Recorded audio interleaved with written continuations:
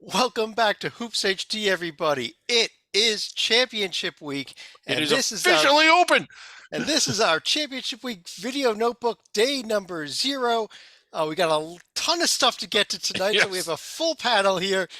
I'm Chad Sherwood. Got David Dorman, David Griggs, Joey Fortson. We got Zach. We got Stalika. Did I get everybody? Uh, Zach's here. Zach is Look, here. Zach Wow. is here. And we do Well, have a it's the lot. biggest show of the year, so I Yeah, had to. yes, yes. And we do have, we have a lot to do, but we have a very important first order of business. Mr. Griggs, Yes. here it is. The door is Well, no, no, locked, sealed. You are in the puppet no, bunker. no. We're not doing that. Yes, we are. We took a vote. We took a vote. Remember? We took a vote. You lost. No, no. Well, the vote was rigged. Everyone, Griggs is in the puppet bunker. We will, not tonight, but No. starting tomorrow night, we're going to give you chances to get out this year. A little something different, Griggs, but we'll see what happens. But at least you got to spend at least one night there, we thought. But let's let's go through what we're going to be doing on these video notebooks. The first thing we're going to do on every one of these video notebooks is news and notes from the day. But we're not going to do that tonight because tomorrow night we're going to do a full Hoops HD report with our video notebooks. So we're not doing that tonight. Second thing we're going to do is review all the conference tournament games that are played today. How about those? Well, we don't really have any. We had a de facto game yesterday. We could talk about that. Lindenwood beat Little Rock and eliminated him. It was in overtime. So Last all we're second It was going to very do exciting. It was a ludicrous ending. No, Yes, that's yeah. bad. it was a great ending, yes. But we're going to preview the upcoming games the next day. We'll update our survival board. Next week, towards the end of the week, we'll update our mock committee. But let's get right to our previews, I guess, right? Okay, yeah. Oh, there's the puppet bunker again. No, no, we're not doing that. Did it work? Do we have the A-Sun tournament on the screen, guys? Oh, Yes. All Yes, right. most loaded day of the year of the. I understand, Chad. There's a lot happening. It's hard to get it all into one show. Two games Yes. are both at 7 o'clock, so you're going to have to do split screens. Zach, 9 seed Queens versus 10 seed Florida Gulf Coast, 7 seed North Florida, 8 seed Bellarmine. Let me throw it to you first. What do you like in these two games? I like a chance for North Florida to get some revenge, or sorry, for Florida Gulf Coast rather, to get some revenge. They had a 12-point lead when they played Florida Gulf Coast earlier this year. I'm confusing my game, so we're already off to a hot start. Queens, big debut for them in conference tournaments. Obviously, their first year in D1. This is a rematch of a very tight game that was played earlier this year, earlier in January specifically. That was a game in which Florida Gulf Coast had a 12-point lead and could not hold on. Meanwhile, Bellarmine, North Florida, this seems familiar. It should. They played on Friday. So a very tight turnaround for these two teams. Bellarmine, of course, the team that made a lot of headlines last year with what went on with them in the A-Sun and their not Bellarmine. Bellarmine with the Louisville situation. They were ineligible. See, it's all coming back. You give me a year, I got to shake some cobwebs out. But I'm very excited for Matt Driscoll. We need the Let's Go YouTube clip. I love that North Florida Matt Driscoll open up conference tournament week. One of the seminal clips of Champ Week every year is him screaming like a nut in the locker room when we get him to start it. Dorman, let me get your thoughts as well here on these two games. These games will be played. The Queens Gulf Coast game at Kennesaw, the North Florida Bellarmine game at Liberty, because they'll turn around and play tomorrow, play Tuesday night as well. Yeah, we'll see how many fans are in the buildings for both teams About that'll zero. be on the road. Yeah. I was going to take under 8.5, but I'm going to go with Florida Gulf Coast, and I'm going to go with Bellarmine. I think they played well last year in the tournament. I think they're well coached. I think, yes, I'm going Bellarmine and Florida Gulf Coast. Two upsets. Joby, you agree with him? Two upsets. Gulf Coast did win at USC this year. I am a big yes, and I think Gulf Coast. I'm actually surprised Gulf Coast wound up 10th in this conference. Yeah, I kind of am too. I actually thought at one point they were the J&G automatic qualifier. I mean, just to put it in perspective, that was after the USC win, etc. But Queens is also. This is remarkable what Queens has done in their first year in D1. Give Queens a lot of credit. They have been hovering in that hundreds area in the net all year long. At one point, they were under 100. Ironically, the 9-10 game, I think, has the stronger pair of teams. They didn't prove it in conference play. That's the way it goes. But I go with Gulf Coast. They have more upside potential. But Queens, I would pick either of these teams in the 9-10 over the 7-8, ironically. And you want to throw something out here. Queens, just a week ago, won at Kennesaw, the 1 seed. So, They did. A little bit scary yeah. here for Kennesaw if they get Queens again on Tuesday night. And it was, I mean, it ended up being a little bit inconsequential because for a second, it looked like it was going to cost Kennesaw or could a home court advantage. Right. I kind of like Gulf Coast started off like a ball of fire. You know, we mentioned the win at USC. I'm starting to think that was a little bit of a fluke. I kind of like I kind of like no upsets. I kind of like Queens and North Florida. All right. Well, Sleek, let me start with you because for the next phase here, because whenever we start a new conference throughout championship weeks here, we're going to ask who's the pick to win this whole thing.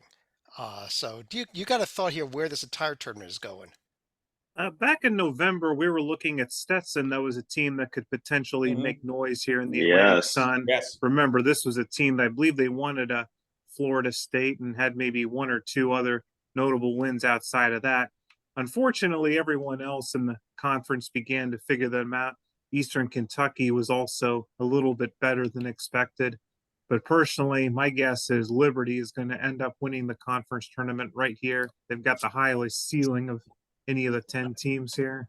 Yeah, I mean, they could potentially have to go to Kennesaw for the championship game. Dorman, Yeah. I agree with him. I think Liberty wins it. I don't think they're going to have to go to Kennesaw for the championship game. I don't trust the Owls, unfortunately. I love the Owls. I don't trust them. What did the Owls ever do to you?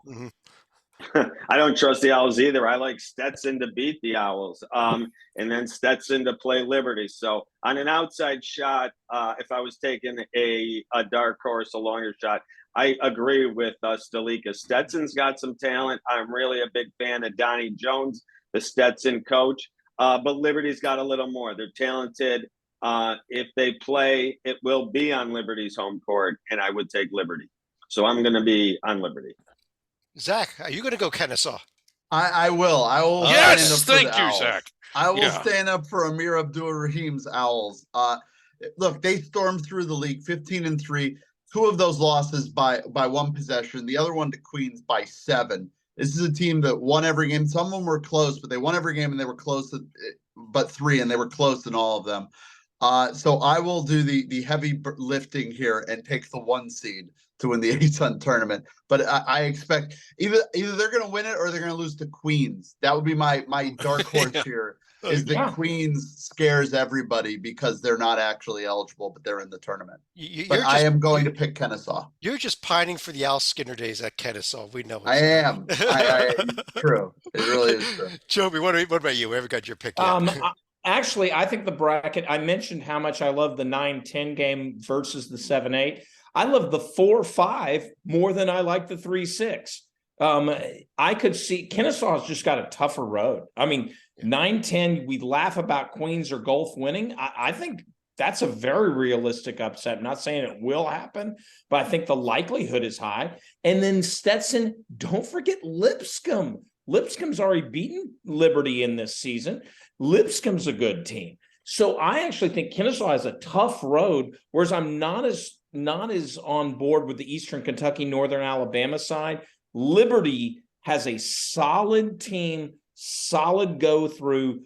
Yes, they could lose to Kennesaw in a home court advantage situation, but as pointed out, I don't think it gets to that point. Richie McKay knows how to get to the NCAA tournament. He's going to do it again, I think. He just got himself a contract extension today. I think through 2030 was well, if Tony Bennett retires in 2027, we'll be at Virginia before then, but okay. And I would note that, to your point, I mean, I said this is the guy who picked Kennesaw. The team that handled them the best this year was Queens. Queens is the team that beat them by 7, and that could be their very first opponent on Tuesday night. So Queens will be aggressively rooting for Gulf Coast. That's it for our previews of tomorrow night's games. We do want to take a quick check-in with our NCAA Tournament Survival Board. No updates today, but Griggs, can you tell everybody what this is here? I've got it up on the screen. Hopefully the screen share worked. Well, primarily what it is, it's a tool for the selection committee that we provide. They can come to this board and they can kind of just see what it is they're supposed to be doing. And we need to do a little bit better of a job, Chad. I think you and I both need to own up that we dropped the ball a little bit. We had who was it? It was Jacksonville State on there longer than we should have, and Austin P on there longer than we should have. Now, They're fortunately, awful. we got it corrected before the committee had their selection show last week. Otherwise, they may not have known that Austin P was not eligible. But really, what it is though, Griggs, is this is a tool we make for the committee so they Yeah. know who to be considering when they go about a week and a half from now into the Yeah. committee room. We got teams categorized in different ways for them then, correct? Yeah, and you can see all four categories right there at the ACC. Really, we've got a couple teams that are locked. We've got a couple teams that are being considered, and well, we haven't eliminated anybody. But But so if the committee is going to be debating and they're going to say, "Gee, is North Carolina a team that we should take or not take?" This tells them they should think about it, correct? yeah, they should think about it. And Yeah, if they're debating whether or not Miami they should take, they're going to say, "Yes, they yeah, have to take them." yeah, they have to take them because they're in blue. So And then Sleek, if they're debating Louisville, what Then happens? they're looking at the wrong sport here yeah, because they are. Now, one of they the need one an of the real automatic bid. how one of old the is red- that? didn't we eliminate Louisville? They should have been. Oh wait, Yeah. auto bid only. Yeah, Auto auto bid bid only. only. Okay, Yeah. I can't even read the thing. So yeah, Chad, I would Louisville's note not one of the- eliminated yet, but they need the auto bid to get in. Yes. Yeah. Yeah, one of the red flags on Bellarmine, which would have given away why they actually were going to struggle this year, was that they only beat Louisville by 1 on opening night. Yes. So, Yeah. I guess on that note, that's all I've got. So why don't we run to final thoughts already? How about that for the podcast? Big long podcast here. Great lengths of time. Dorman, you want to start us off? Yeah, I'm going to go to the Big 12. Everyone's talking about the Big 12 lately. No matter what metric you want to use, look at or just watch the games. The Big 12 is obviously the strongest conference in the country. The question becomes, and I've been debating this in my head for a couple weeks now.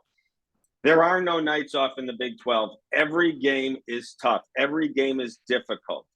Are they? And then next week, they're going to have the Big 12 tournament. 3 days later, the NCAA tournament starts.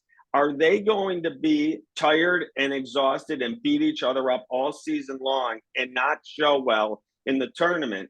Remember, the teams in the semis and the championship, after all this long season of each other, are going to have played another 2, 3, 4 nights in Kansas City. Or will they just be that strong from playing each other all season long that they're just ready to get out of conference and roll over the rest of the country?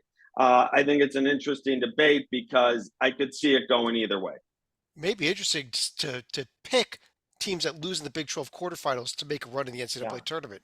Yeah. I think some of the coaches, honestly, they would never say this, might rather lose early, get really upset at their team, tell them they stink, get home, get off your feet, rest, and get ready for the tournament and not spend the whole week in Kansas City. Joby. Well, I agree with Dorman. Let me just say, if there's any proof that the Big 12, which has been brutal for the last few years, can't play, well, Baylor in 2021 and Kansas in 2022 can certainly surmise themselves as good. But I think that's right. I think that's very right that if you're Kansas, you want that 1 seed. If you're Baylor, you want in Texas, you want that 2 seed. But is it worth it? That's a great question. Let's go to the ASUN tournament. Like I said earlier, 9-10. It's a great breakdown of how when we look at these things, sometimes the brackets actually, in my opinion, are a little uneven. How conference play, because teams, as Stalika has often said, play with their food. I think the top half of the bracket, as I mentioned, is very tough.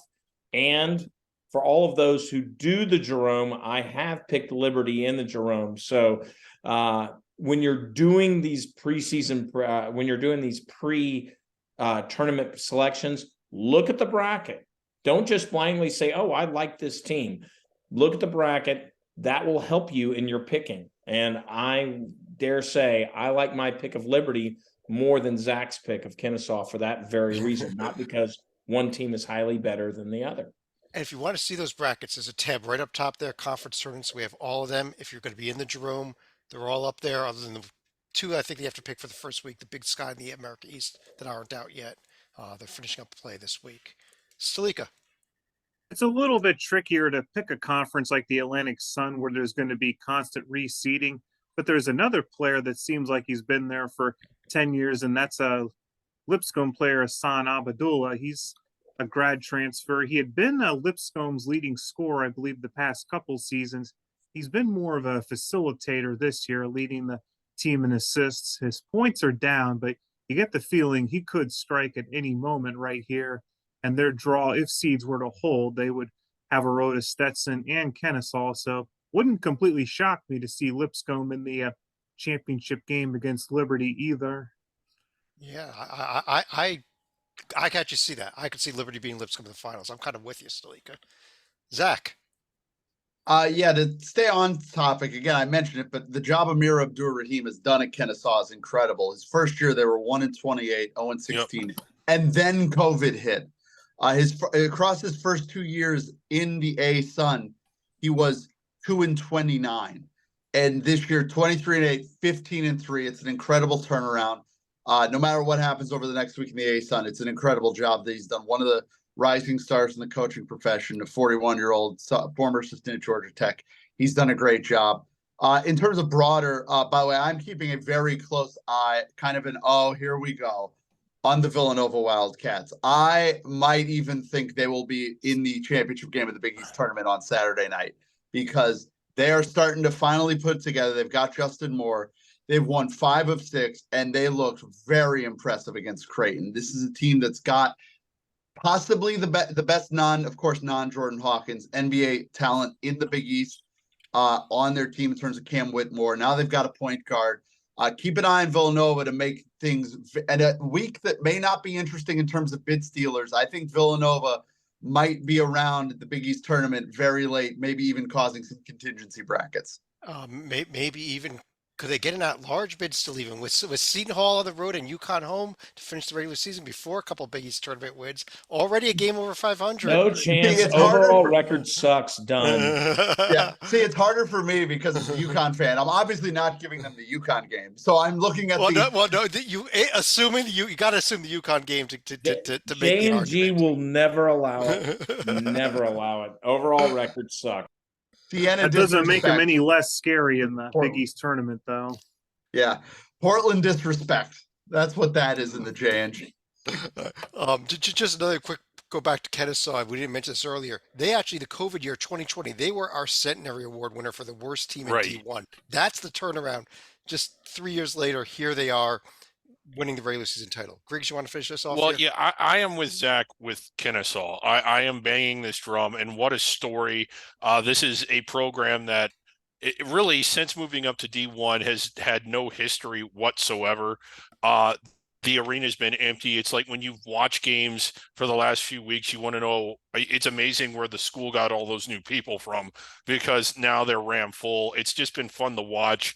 I think that I think this is a really exciting opportunity for them. I know the Atlantic Sun isn't exactly the Big 12, but to still be on a stage where they're in a conference tournament, playing stakes games at home with a chance to get to the NCAA tournament after just a few years ago being utterly terrible, I think that's exciting, and I do think they're going to get it done. That's in my more broad final thought is sort of stating the obvious. I think that we start a 35-day period tomorrow, and we arguably started it yesterday with the de facto OVC game that is an exciting period in not just basketball, but all of sports anywhere in the world. Every game is climactic. You know, the knockout format, the win in advance. It's just amazing, and I'm actually kind of giddy. And although I hate that you all locked me in a room, I still love this next 35 days. Not that I don't like the whole season, but being on here for the next 35 days is going to be great. Like I said, Griggs, I'll give you a shot start tomorrow night. Tomorrow night we're going to do our Hoops HD report, and the video notebook will be a giant long podcast. Then video notebooks every night from here on out. We'll be recording once all the games go final, with a few exceptions. But On that note, on behalf of David Dorman, David Griggs, David over there, Joby Fortson, John Salika, Zach, I'm Chad Sherwood. Thanks for joining us. We will talk to you again tomorrow night.